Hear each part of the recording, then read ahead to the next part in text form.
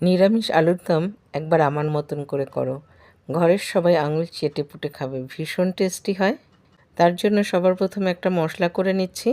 গরম মশলা, শুকনো লঙ্কা, পোস্ত, জিরে, ধনে, মৌরি সব কিছুকে শুকনো খোলায় ভালো করে ভেজে মশলা করে নিতে হবে, মানে পাউডার করে নিতে হবে।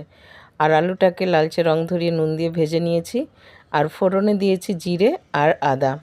ফোড়ন থেকে সুন্দর গন্ধ বেরোলে এখানে দুটো টমেটো পেস্ট করে দিয়ে দিয়েছি, সেটাকেও খুব ভালো করে কষিয়ে নিয়ে এর মধ্যে দিয়ে দিয়েছি টক দই। টক দইটা খুব ভালো করে কষানো হয়ে গেলে যে ভাজা মশলাটা করেছিলাম তার অর্ধেকটা এখানে ব্যবহার করলাম।